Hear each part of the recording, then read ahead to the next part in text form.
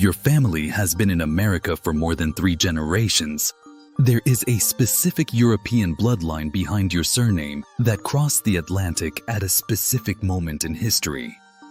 For a specific reason, most American families were never told. That surname is not just a name.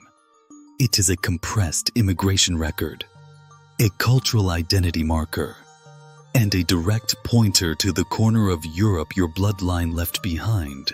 And once you know how to read it, it tells you more about who your people actually were than any family story ever passed down at a dinner table. America did not invent its surnames. It inherited them. Every American surname, except those belonging to indigenous peoples, crossed the Atlantic from somewhere else. English, Scottish, Irish, German, Dutch, French, Spanish, Italian, Polish, Jewish, Scandinavian. The entire American surname landscape is a compressed map of European migration history layered across 4 centuries of arrivals from every corner of the Old World. But surnames didn't always survive the crossing intact. English-speaking port officials recorded foreign names phonetically, approximating sounds that didn't exist in English. German families anglicized their names to avoid discrimination. Jewish families changed names at Ellis Island to navigate a job market openly hostile to identifiably foreign surnames. Scottish and Irish names lost their O and Mac prefixes in records that couldn't accommodate Gaelic formatting. The result is an American surname landscape, where surface appearance frequently conceals actual origin, and reading that origin requires understanding not just the name itself, but the specific historical moment when your family arrived, and what pressures they were operating under. The oldest European surname layer in America is English. Jamestown in 1607, and the Puritan settlements of New England in the 1620s and 1630s established English surnames as the dominant naming layer in American colonial culture. Reinforced by English political control of the eastern seaboard for over a century before independence, English surnames fall into 4 categories: occupational, Smith, Miller, Cooper, Fletcher; locational, Hill, Brook, Moore, Wood; patronymic, Johnson, Wilson, Richardson; descriptive, Brown, White, Black, Long. An English surname in American records before 1700 is almost certainly pointing at the Puritan Great Migration of the 1630s. Approximately 20,000 English Puritans who crossed to New England in a single decade, creating the founding genetic and cultural layer of the American Northeast. If your English surname appears in Massachusetts or Connecticut records before 1650, your family was almost certainly part of that specific migration. One of the most consequential population movements in American history. The second major European surname layer is Scots-Irish, and it is the one most Americans misidentify or don't identify at all. Approximately 250,000 Scots-Irish Presbyterians from Ulster and the Scottish lowlands crossed the Atlantic between 1717 and 1775, settling in Pennsylvania, then spreading south along the Appalachian frontier into Virginia, the Carolinas, Georgia, and the American interior. Their surnames: MacDonald, Campbell, Armstrong, Crawford, Wallace, Ferguson, Graham, frequently appear in American records without the Mac or Mec prefix. Simplified by colonial record keepers who found Gaelic naming conventions inconvenient, this explains one of the most distinctive features of American surname distribution.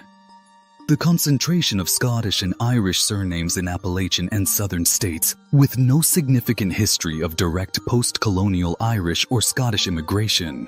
If your surname is recognizably Scottish or Irish and your family has been in Virginia, Tennessee, Kentucky, or the Carolinas since before 1800, you are almost certainly looking at Scots-Irish Presbyterian frontier settlement, not post-famine Irish immigration, but the specific 18th century Ulster migration that built American backcountry culture. German surnames are the most underestimated layer in the American surname landscape. Because most Americans who carry them don't know they do. Germans are the single largest ancestry group in the United States. Approximately 43 million Americans identify German ancestry, more than Irish or English. But German surnames in America are frequently invisible because they were anglicized, translated, or phonetically approximated beyond recognition. Müller became Miller, Schmidt became Smith, Koch became Cook, Bauer became Bauer, Zimmermann became Carpenter, Koenig became King, Braun became Brown, Weiss became White, Schwartz became Black. These translation surnames are the hardest to trace because the English form gives no phonetic clue to the German original. A Miller family in Pennsylvania could be English, German, Dutch, or any other language group with a word for grain grinder. If your family has been in Pennsylvania, Ohio, Indiana, or the broader Midwest since before 1900 and your surname is a common English occupational or color word, there is a specific probability you are carrying a translated German surname rather than an English original. Between 1892 and 1954, approximately 12 million immigrants passed through Ellis Island, carrying surnames in languages that English-speaking officials were frequently unable to spell or accurately transcribe. Italian surnames were shortened. De Luca became Lucas. Polish surnames were truncated. Wiśniewski became Wisner, then Warner. Jewish surnames were translated, approximated, or replaced, sometimes by officials, sometimes by immigrants, who knew an identifiably foreign surname was a professional liability in early 20th century America. The myth that Ellis Island officials routinely changed immigrant surnames has been largely debunked. The officials were recording names as given. The changes happened before arrival, during processing, or shortly after, driven by the immigrant's own calculation of what name would give them the best chance in a country that wasn't always welcoming to the people it was receiving. Every American surname crossed the Atlantic from somewhere. Everyone was carried by a specific person, at a specific moment, for a specific reason. And the name they arrived with, whether it survived intact or was transformed beyond recognition, is still pointing at the European bloodline they left behind. Your American surname is not where your story begins. It is where your story continued. After a crossing that cost something, a transformation that changed something, and an arrival that started something that eventually produced you. Subscribe. See ya!